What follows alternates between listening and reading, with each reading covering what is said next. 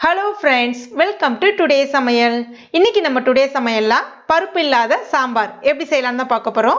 இது வந்து இட்லி, தோசையோடலாம் தொட்டு சாப்பிடும்போது அவ்வளோ அருமையா இருக்கும். பருப்பு சேர்த்து சாம்பார் செய்தனா டேஸ்ட் எப்படி இருக்குமோ அதை விட டபுளா இருக்கும். அவ்வளோ அருமையா இருக்கும். இதனுடைய டேஸ்ட் மேக்ஸிமம் எப்படி இருக்கும் அப்படின்னு பார்த்தீங்கன்னா ரோட்டு கடையிலலாம் நீங்கள் இட்லி தோசை அந்த மாதிரி வாங்கி சாப்பிடும்போது கூட ஒரு சாம்பார் ஒன்று ஊற்றுவாங்க பாருங்க. அந்த சாம்பார் பருப்பு போட்டு செய்ய மாட்டாங்க. அதை நம்ம சாப்பிடும்போது பார்த்தீங்கன்னா ரொம்ப அருமையாக இருக்கே, நம்ம வீட்டில் ட்ரை பண்ணால் மட்டும் வர மாட்டேங்குது அப்படின்னு நினைப்போம். ஆனால் இந்த மெத்தடில் நீங்கள் ட்ரை பண்ணி பாருங்கள், அதே டேஸ்ட் கிடைக்கும். அவ்வளோ அருமையாக நல்ல காரசாரமாகவும் இருக்கும். இதை இப்போ நம்ம எப்படி செய்யறதுன்னு பார்க்க ஆரம்பிச்சிடலாம். நான் இன்னைக்கு 5 பேருக்கு தேவையான சாம்பார் தான் ரெடி பண்ண போகிறேன். அதற்கு ஒரு குக்கரில் 5 பச்சை மிளகாய் சேர்த்துக்கிறேன். இது கொஞ்சம் நல்லா காரசாரமாக தான் இருக்கும். உங்களுக்கு காரம் குறைவாக வேணும்னா 4 பச்சை மிளகாய் சேர்த்துக்குங்க. கூடவே ஒரு 5 பல்லு அளவுக்கு பூண்டு தோல் உரிச்சிட்டு எடுத்திருக்கேன். கூடவே ஒரு மீடியம் சைஸ் பெரிய வெங்காயம் நீல வாக்கில் கட் பண்ணி எடுத்திருக்கேன், சேர்த்துக்குங்க. அடுத்ததா 5 தக்காளி பழம், மீடியம் சைஸ் தக்காளி பழம், நல்ல பழுத்த தக்காளி பழம், 5 தக்காளி பழம் கட் பண்ணி எடுத்திருக்கேன், அதையும் சேர்த்துக்குங்க. கூடவே 1.5 கிளாஸ் அளவுக்கு தண்ணி சேர்த்துக்குங்க. தக்காளி தண்ணி விடும். இப்போ இதை மூடிட்டு ஒரு 3 விசில் மட்டும் விட்டு எடுத்துக்குங்க. இப்போ அதனுடைய ப்ரெஷர் இறங்கின பிறகு திறந்து பாருங்க, நல்லா அந்த தக்காளி வெங்காயம் வெந்து வந்திருக்கும். இப்போ இதை நல்லா ஆற வச்சுட்டு அந்த தண்ணியை மட்டும் வடிகட்டி தண்ணியை எடுத்து எட்ட வச்சுக்கோங்க. இப்போ இதை மிக்சி ஜாரில் சேர்த்துட்டு வேற எதுவும் தண்ணியெலாம் சேர்க்காம நல்லா நைஸாக அரைச்சி எடுத்துக்கங்க. அடுத்ததாக ஒரு கடாயில் 1 டேபிள் ஸ்பூன் அளவுக்கு எண்ணெய் சேர்த்துக்குங்க.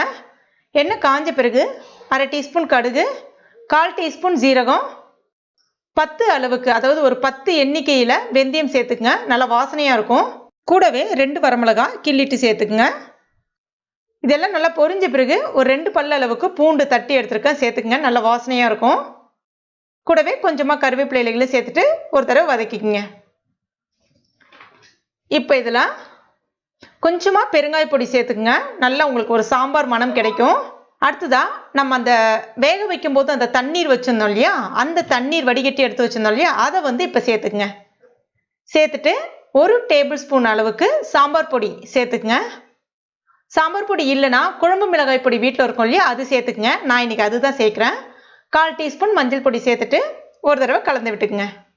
இப்போ இது ஒரு கொதி வந்தால் போதும். இப்போ பாருங்கள், ஒரு கொதி வந்துடுச்சு. இப்போ இதில் நம்ம அரைச்சி வச்சிருக்க அந்த விழுது, அந்த வெங்காயம் தக்காளி வேக வச்சோம் இல்லையா, அந்த விழுதை சேர்த்துக்குங்க. சேர்த்துட்டு ஒரு தடவை கலந்து விட்டுக்குங்க. மிக்சியில் கொஞ்சமாக தண்ணி சேர்த்துட்டு மறுபடியும் அந்த தண்ணியை இது கூட சேர்த்துக்குங்க. தேவையான அளவுக்கு உப்பு சேர்த்துட்டு ஒரு முறை கலந்து விட்டுக்குங்க. இப்போ இது ஒரு 3 நிமிஷம் கொதிச்சா போதும். இப்போ பாருங்க, நல்ல கொதி வந்திருக்கு. இது வந்து ரொம்ப திக்காகவும் இருக்காது, ரொம்ப தின்னாகவும் இருக்காது. நம்ம சாம்பார்லாம் செய்தோம் அப்படின்னா அந்த எந்த கன்சிஸ்டன்சி கிடைக்குமோ அதே மாதிரி தான் இருக்கும். ரொம்ப அருமையாக இருக்கும்.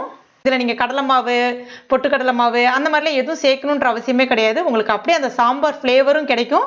அந்த நல்லா பார்க்கறதுக்கு சாம்பார் மாதிரி இருக்கும். அதாவது நீங்கள் பருப்பு சேர்க்கலன்றது யாருமே கண்டுபிடிக்க மாட்டாங்க.